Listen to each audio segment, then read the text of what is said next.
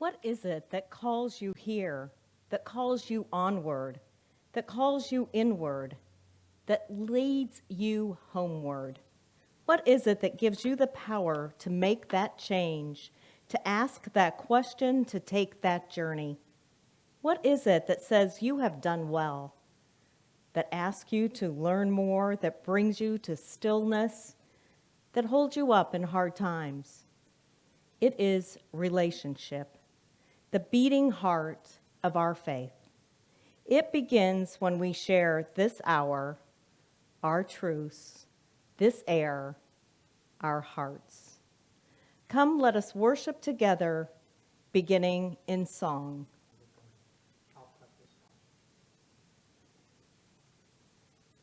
When our heart is in a holy place, when our heart is in a holy place, we are blessed with love and amazing grace. When our heart is in a holy place, when we trust the wisdom in each of us, every color, every creed and kind, and we see our faces in each other's eyes, then our heart is in a holy place. When our heart is in a holy place, when our heart is in a holy place, we are blessed with love and amazing grace. When our heart is in a holy place, when we share the silence from sacred states, and the God of our hearts stirs within, and we feel the power of each other's faith, then our heart is in a holy place. When our heart is in a holy place, when our heart is in a holy place, we are blessed with love and amazing grace. When our heart is in a holy place, when our heart is in a holy place.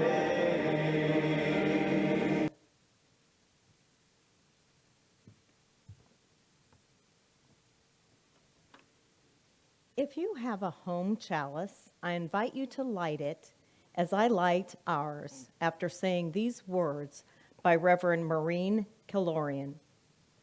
Love can nurture our spirits and transform the world. May the flame of this chalice honor and embody the power and the blessing of love we need. The love we give, the love we are challenged by, always to remember and to share.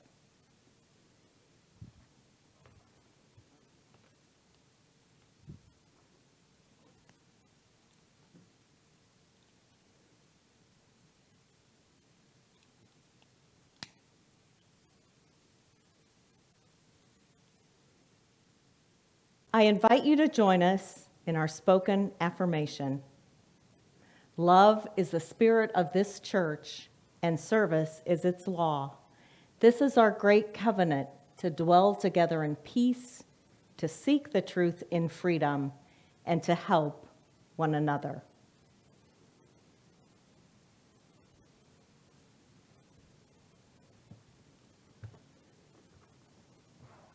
We're going to do the opening thoughts. The Reverend Barbara Peskin wrote these words as our opening thought. One of the old ones stood up into the morning light and spoke to those who had come back to the river. Now we have come again to this place. It is a good thing. My life apart from you is not as strong. Yes, I have danced and I have told the stories at my own fire, and I have sung to all the 6 directions. But when I am with you, my friends, I know better who it is in me that sings. Our first song, appropriate for Mother's Day, was written by Holly Near, called 1,000 mothers. Send 1,000 grandmothers, they will surely volunteer. With their ancient wisdom flowing, they will lend a loving ear. They will lend a loving ear. First and foremost, First form a loving circle round the wounded wing. They'll contain the beasts of war. Sweet freedom songs they'll sing. Sweet freedom songs they'll sing. A lullaby much stronger than bombs or threats to kill. A force unlike we've ever known will break the murderer's will. Will break the murderer's will. To the prisons we'll invite them. Most violent men will weep when 1,000 women hold them strong and pray their souls to keep. And pray their souls to keep. Let them rock the few who steal the most and rule with youthful charm. So they'll see the damage and fall into grandma's arms. 2,000 loving arms. If you think these women are too soft to face the world at hand, then you'll never know the power of love, and you'll fail to understand that a woman holds a powerful force when she no longer needs to please. She can cut your shallow lives to bits and bring you to your knees. We best get down on our knees and pray for 1,000 grandmothers. Will you please come volunteer? No longer tucked deep out of sight, will you bring your power here? Will you bring your power here?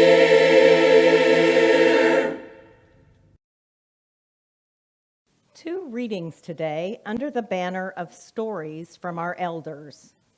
The first is called Goddess Mother Gratitude by Claire Box. My step-grandsons are young men.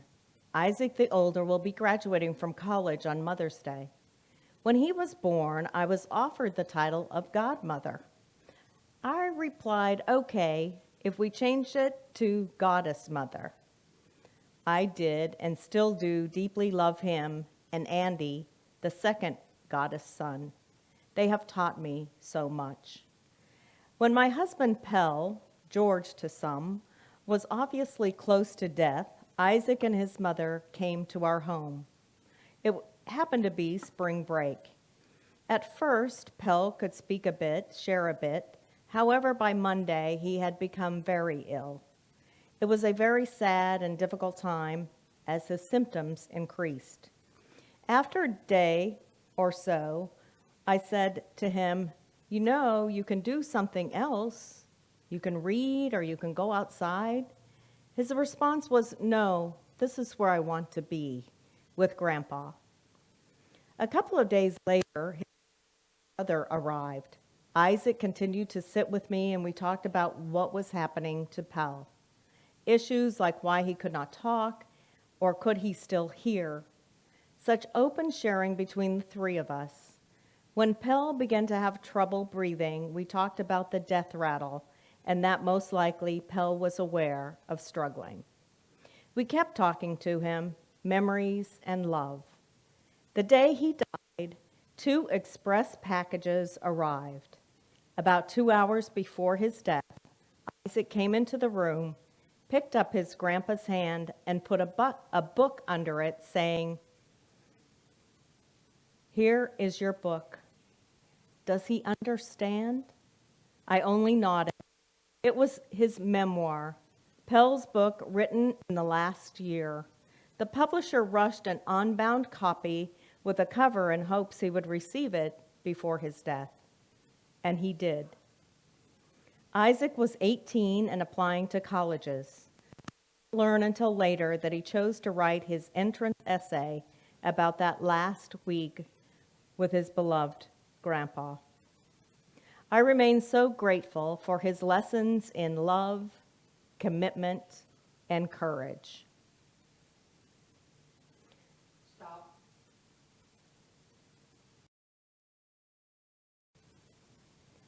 Rodney Harshbarger has been a musical director for over 20 years, working with youngsters in various Florida schools. A short musical interlude called One Small World.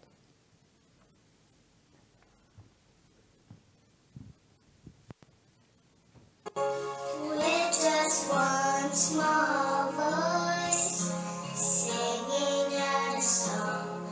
With just one small voice, singing sweet and strong. One by one they'll grow, and together sing along. And then soon all the world will be singing. With just one small voice, singing out a song. With just one small voice, singing sweet and strong. One by one they'll grow, and together sing along.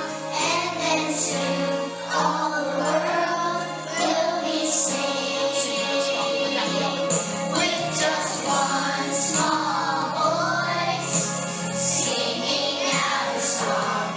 With just one small voice, singing sweet and strong. One by one they'll grow, and together sing along. And then soon all the world will be singing. And then soon all the world will be singing.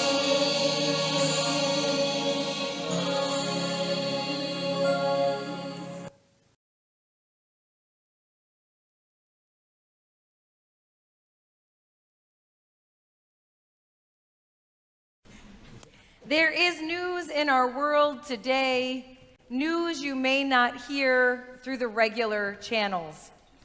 Insurgent grandmothers are fighting the status quo, successfully seeding peace, justice, education, health, human rights, and a better world for grandchildren everywhere. When I heard the indigenous teaching that states there will never be peace on earth until the voices of the grandmothers are heard, I wondered what was happening with grandmothers. What I found were grandmothers in India learning solar engineering to bring light to their villages. I found grandmothers in Argentina searching for and finding more than 100 grandchildren who were kidnapped during a military dictatorship, returning them to their families. Their search continues. I found grandmothers in Israel monitoring military checkpoints to prevent human rights abuses against Palestinians. Grandmothers are campaigning universally and vigorously for political, economic, and social change. Grandmothers around the world forming and joining groups stimulated by our tightly connected and troubled world, compelled to improve the future for all the children. I will admit I wasn't too surprised, partly because of the stories of my own grandmother. By the time I was born, my grandma Crocker was in a wheelchair, debilitated with rheumatoid arthritis and multiple strokes that left her unable to walk and learning how to communicate with halting speech. Yet I heard the stories from my father, the calls in the middle of the night from worried new parents because she was the town's midwife. delivering babies at all hours, checking on children who were feverish or had a concerning cough, comforting worried parents, and crying with new ones as she placed babies into waiting arms. She was also involved in the political world, campaigning door to door for those she believed in, whether it was the mayor of Carbondale, Pennsylvania, or Eisenhower. I cherish her very shiny "I like Ike" pins. Through her stories, I learned about compassion and caring for others. I learned about passion and speaking up for what you believe. And I learned about the power of grandparents and elders. This power is in teaching important lessons and doing so with strength and grace. In looking around the world, I found grandmothers teaching generosity and compassion, modeling resilience and mercy, sustaining traditions, catalyzing change, seeding hope and peace. Now, both of my grandmothers passed on when I was in my early 20s, and there have been many days as a parent myself that I desperately wanted to pick up the phone and call them for advice, wisdom, a listening ear. So since they are no longer with me, I reached out to 7 grandmothers here at FUS, women I deeply respect and admire. And I asked them this: what has it meant to you to be a grandmother? How has becoming a grandmother changed your life? This is what I learned when I listened to our grandmothers.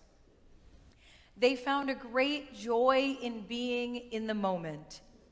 Part of it comes with the knowledge that they are not going to be there for this little person's whole life. You do these activities with them and you think, will they remember this at all? What of me will they remember? You put love out, they said, and that love is there. And you hope that they will carry that sense of well-being and fun and all the things they learn from you. They'll carry that into their adult lives. Caring for these little beings that you may not see grow is much like caring for the earth. I have learned, they said, to do what I can and let go, to try and make a difference when and where I can. I am always asking, what can I impact today? Their words reminded me of a poem from Joseph Bruchac that's called Birdfoot's Grandpa. The old man must have stopped our car 24 times to climb out and gather into his hands the small toads blinded by our lights and leaping live drops of rain. The rain was falling, a mist about his white hair, and I kept saying, "You can't save them all. Accept it. Get back in the car. We have places to go." But leathery hands full of wet brown life, knee-deep in the summer roadside grass, he just smiled and said, "They have places to go to, too."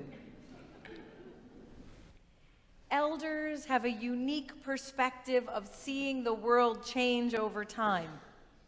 And the grandmother spoke of the importance of sharing the difficult times as well as the joyous ones to bring perspective on what is happening now.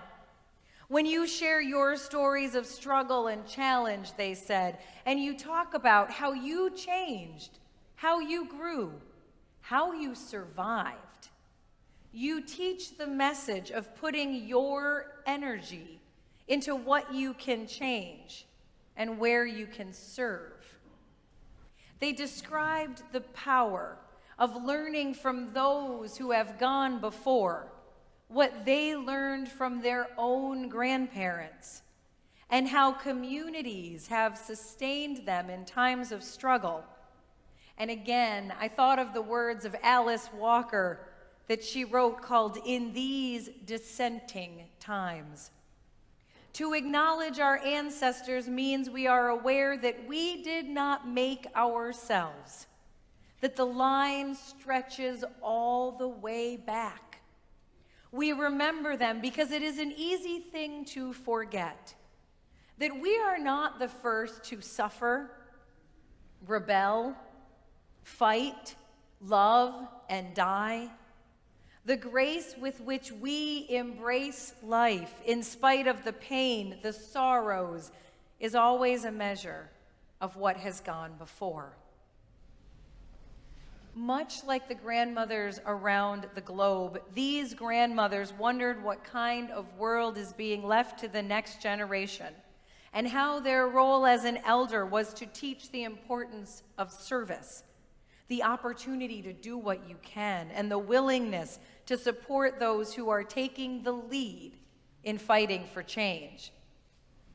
They spoke of lining up on the street to cheer on the high school students who marched out of classes to the Capitol to rally for gun control.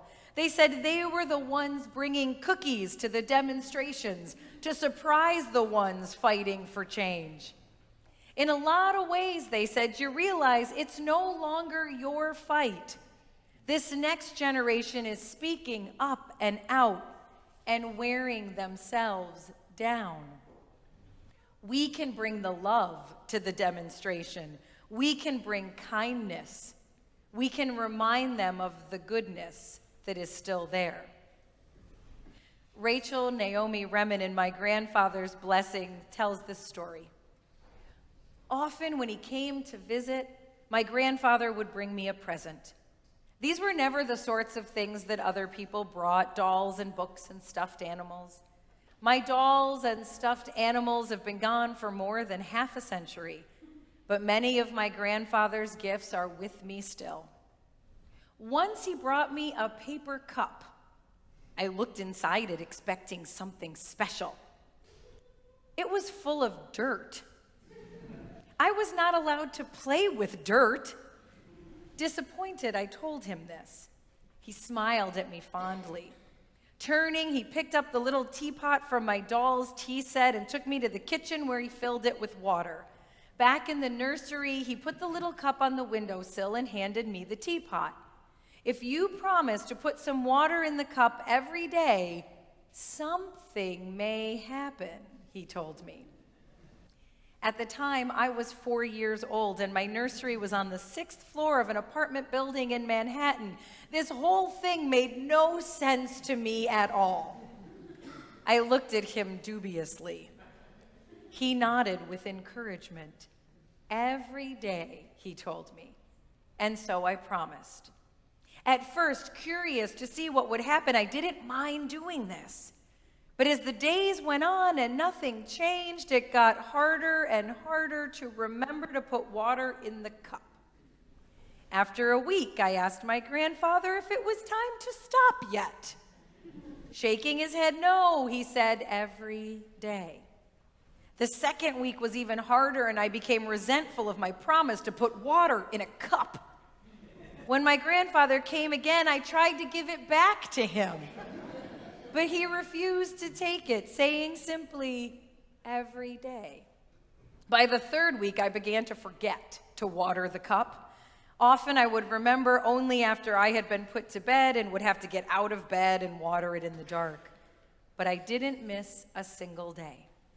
And one morning, there were 2 little green leaves that hadn't been there the night before. I was completely astonished. Day by day, they got bigger. I couldn't wait to tell my grandfather, certain that he would be as surprised as I was. But of course, he was not. Carefully, he explained to me that life is everywhere, hidden in the most ordinary and unlikely places. I was delighted. All it needs is water, Grandpa? Gently, he touched me on the top of my head. No, he said, all it needs is your faithfulness. This was, she says, my first lesson in the power of service. But I didn't understand it in this way then. My grandfather would not have used these words. He would have said that we need to remember to bless the life around us and the life within us. He would have said, when we remember we can bless life, we can repair the world. For each of the women I interviewed, there was a message of blessing they wanted to get to their grandchildren, a message that they hoped was being transmitted to all children, and that is, you are okay. You are safe here. You are loved. Grandparents are the ones who could lie down on the floor and engage in games for hours on end with no sense of being rushed to move on to the next thing. They were the ones who could dance in the rain and sing at the top of their lungs to make the rain go away without any worry of looking foolish. They were the ones who listen to the heartache and figure out how to be their person in that situation. It is difficult to feel connected as a community when we're sheltering in place and gathering in a one-way conversation called worship by YouTube. One small way we can circumvent the distance is by taking a couple minutes when those of you watching who have subscribed to YouTube can post a greeting, a joy, a concern, messages from and to ourselves, which everyone sharing in this morning's assembly can read. And if so moved, you can reply. 2 minutes to feel connected. As the church lady from Saturday Night Live would say, talk. Well, for us, type among yourselves. We'll conclude when the full chalice appears.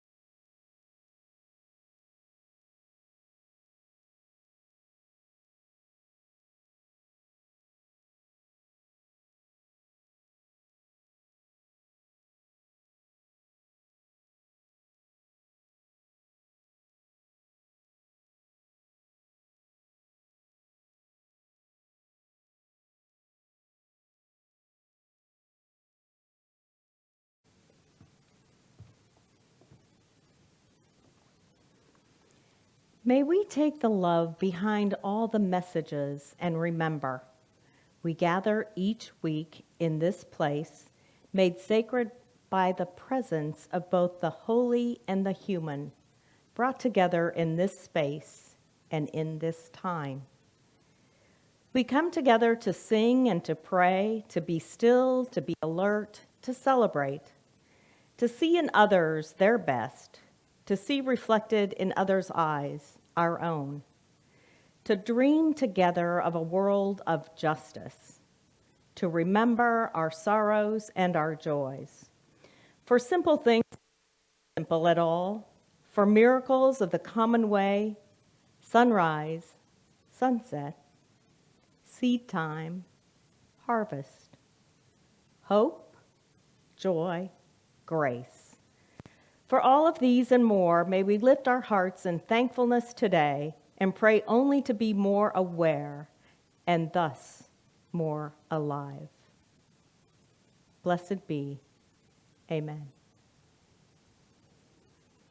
Our closing song is Now Let Us Sing.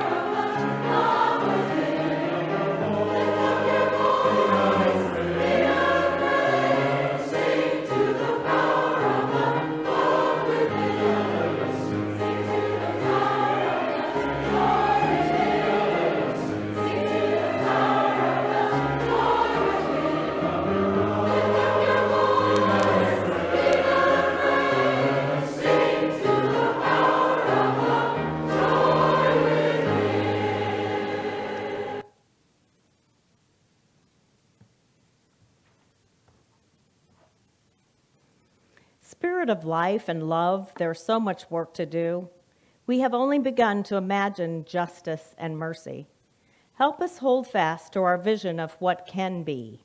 May we see the hope in our history and find the courage and the voice to work for that constant rebirth of freedom and of justice. That is our dream. May it be the song on our lips and the work of our hands as we go forward this day and all days. Our time together in service here is ending, and our service to the world begins again. Blessed be, and go in peace. Join me in extinguishing the chalice. The words are on the screen.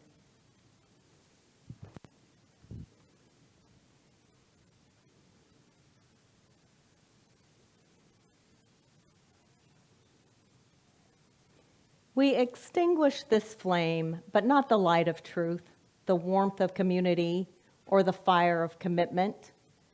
These we carry in our hearts until we are together again.